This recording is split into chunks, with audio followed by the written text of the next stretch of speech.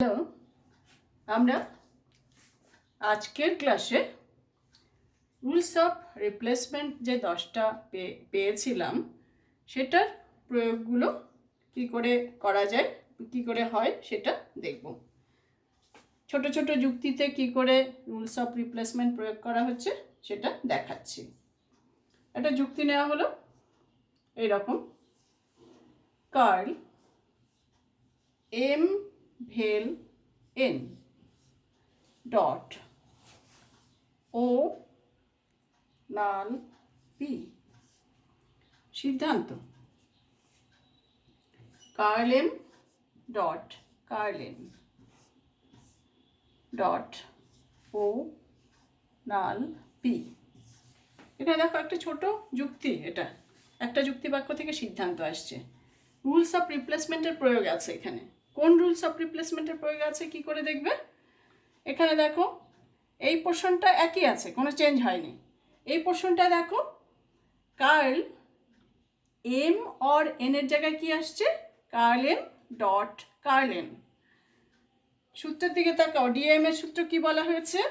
DM এর সূত্রে আমরা দেখেছি, সেখানে বলা হয়েছে কার্ল পি কার্ল পি ভেল কিউ যদি থাকে, এটাকে পি ধরলাম, এটাকে কিউ ধরলাম, ডিএম এর সূত্র। কার্ল পি ভেল কিউ যদি থাকে তাহলে curl P dot curl Q আসবে। এখানে দেখো curl M dot curl N এসছে। তার মানে এখানে এইটুকুন পোর্শনে আমরা, এই হাফ পোর্শনে অংশে আমরা কিসের প্রয়োগ করলাম? ডিএম সূত্রের প্রয়োগ করলাম। এখানে ডিএম সূত্রের প্রয়োগ হয়েছে। এটা গেল 1 নম্বর। 2 নম্বর হচ্ছে,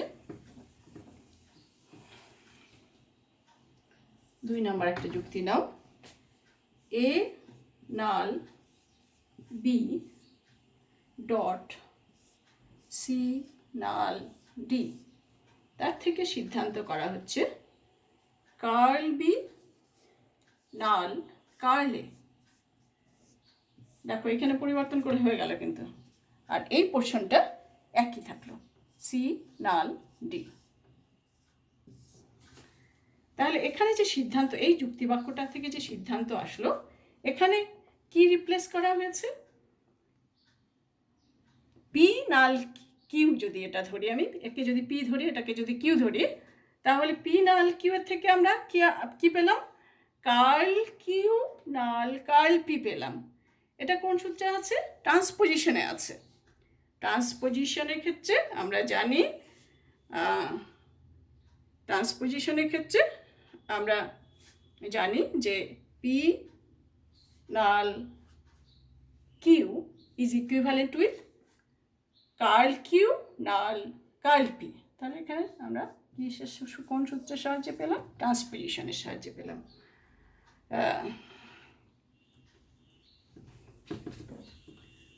3 নম্বর নাও, একটা 3 নম্বর যুক্তি নাও। এক্স নাল ওয়াই, এক্স নাল ওয়াই ভেল ডাব্লিউ নাল কার্ল জেড। এর থেকে সিদ্ধান্ত করা হয়েছে কার্ল এক্স ভেল ওয়াই, এটা যেমন আছে তেমনই ডাব্লিউ নাল কার্ল জেড।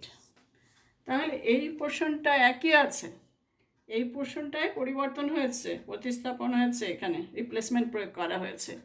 এটাকে পি নাল কিউ ধরো, পি নাল কিউ, তার জায়গায় কি বসালাম? কার্ল পি ভেল কিউ। এটা কিসের সূত্র? আমরা জানি এটা হচ্ছে ইমপ্লিকেশনের সূত্র। তাহলে আমরা এখানে ইমপ্লিকেশন প্রয়োগ করেছি। 4 নম্বর নাও।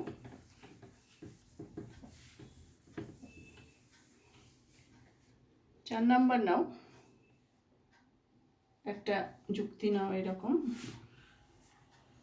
Curl P null Q, curl P null Q dot আর ভেল কার্ল এস, তার থেকে যদি সিদ্ধান্ত আনা হয় এরকম, কার্ল পি নাল কিউ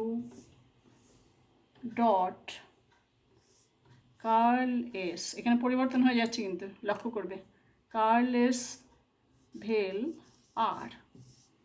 তাহলে এখানটায় কি আছে, এখানটায় প্রতিস্থাপন করা হলো এটাকে। তাহলে এখানে কি দেখো কি হয়েছে, আর এর জায়গায় কার্লেস এসছে আর কার্লেসের জায়গায় আর এসছে, জাস্ট কি হয়েছে, স্থান বিনিময় হয়েছে।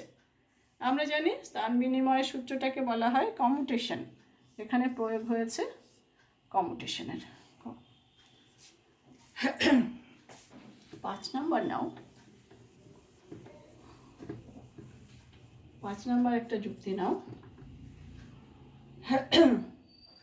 C dot D dot curl ই,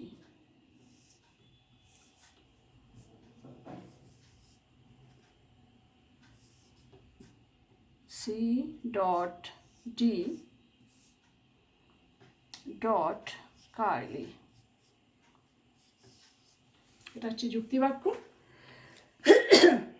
সিদ্ধান্ত তার থেকে এসছে সি ডট ডি, দেখো চেঞ্জ হয়ে যাচ্ছে, এখানে চেঞ্জ হয়ে গেল, সি ডট ডি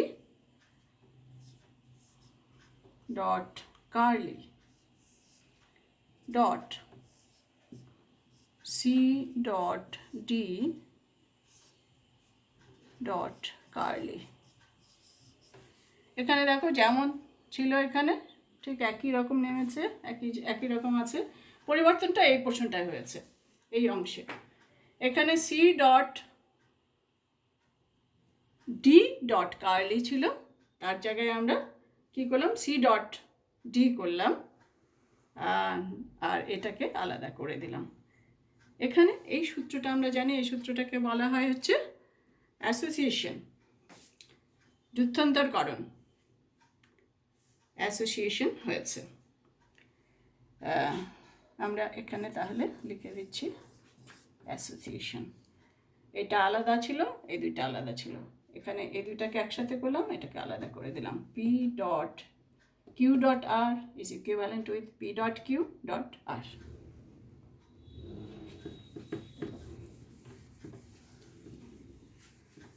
ছয় নম্বর নাও একটা,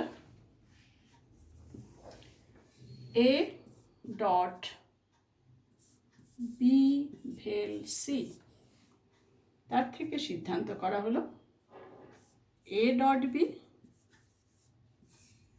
ভেল এ ডট সি।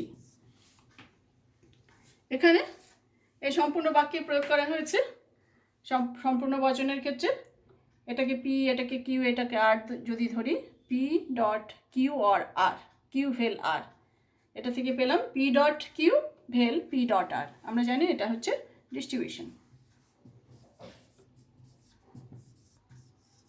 এটা হচ্ছে ডিস্ট্রিবিউশনের প্রয়োগ।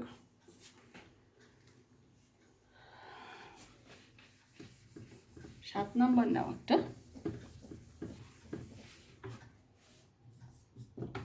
সাত নম্বর, কার্ল এ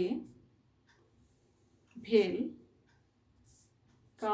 কার্ল সি নাল ডি, এটাকে রাখো ব্র্যাকেটে, ভেল কার্ল ই ভেল এফ নাল জি। এটা একটা যুক্তিবাক্য নেওয়া গেল, তার থেকে সিদ্ধান্ত করা হলো কার্লে ভেল, এখানে কার্ল সি এর জায়গায় শুধু সি লিখলাম, নাল ডি, তারপরে বাকিটা যেমন আছে তেমন যদি লিখে দিই, কার্ল ই ভেল এফ নাল জি, সিদ্ধান্ত আনলাম। তাহলে সিদ্ধান্তে এখানে যেমন আছে ঠিক সেরকমই আছে এই পোর্শনটা, এখানে পরিবর্তন হয়েছে এই পোর্শনটাতে, শুধু পরিবর্তন হয়েছে কাল কাল সি এর জায়গায় আমরা সি লিখেছি। তাহলে এখানে ডাবল নেগেশন উঠে গিয়ে মূল বচনে ফিরে আসছি। আমরা জানি এখানে এটাকে বলা হয় ডিএন, ডাবল নেগেশন সূত্রের প্রয়োগ হয়েছে।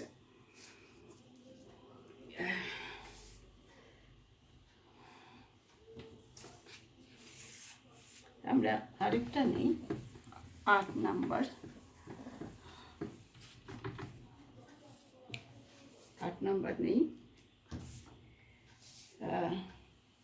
এ null B, sorry A dot B null C dot D.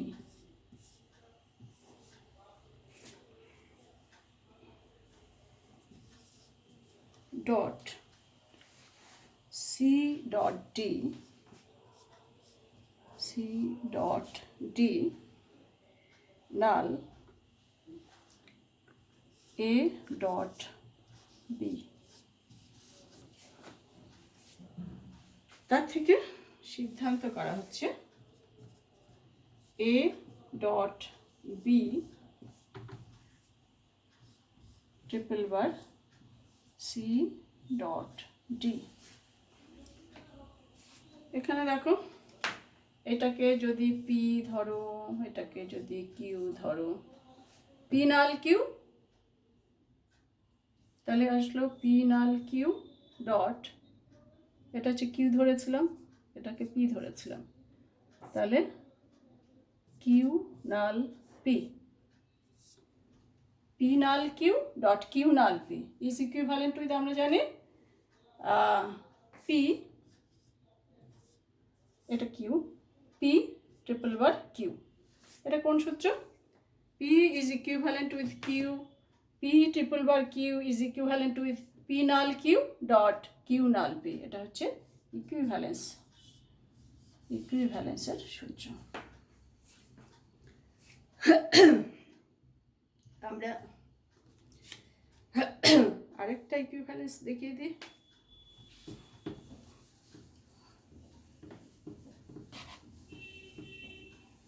আরেকটা ইকুইভ্যালেন্স দেখিয়ে দিই।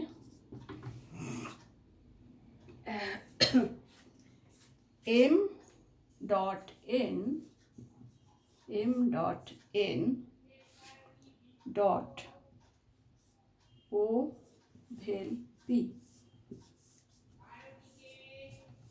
o ভেল p और यानी भेल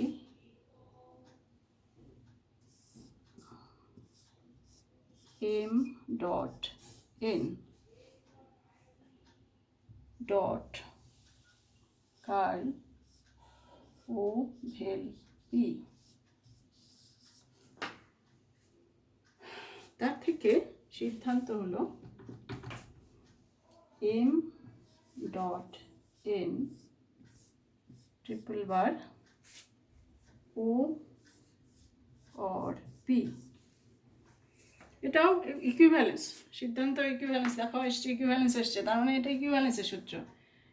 এটা হচ্ছে p ধরো, এটাকে q ধরো, p equivalent q, p triple bar q is equivalent with এটা p, এটা q, তার মানে p ডট q আসলো ভেল, এখানে আবার কার্ল p, এখানে কার্ল q আসলো ডট। আমরা ইকুইভ্যালেন্সের আরেকটা সূত্র এরকম দেখেছিলাম, p triple bar q is equivalent with p dot q vel curl p dot curl q। ইকুইভ্যালেন্সের দুটো সূত্র ছিল, প্রথম সূত্রটা আগে দেখিয়েছি, দ্বিতীয় সূত্রটা এটা, p triple bar q is equivalent with p dot q vel curl p dot curl q। এখন এই সূত্রগুলোর প্রয়োগ এই যে এভাবে ছোট ছোট যুক্তির ক্ষেত্রে আমরা প্রয়োগ করলাম, এটা তোমাদের আরেকটু বড়তে যেতে হবে, ফর্মাল প্রুফ অফ ভ্যালিডিটিতে দেখবে একসাথে rules of inference, rules of replacement সব কিছুরই প্রয়োগ হবে একসাথে। সেগুলো এর পরের দিনের ক্লাসে আমরা আবার দেখে নেব। একটু বড় যুক্তি নিয়ে সেগুলোর প্রয়োগ কী করে হচ্ছে সেগুলো দেখে নেব। Thank you.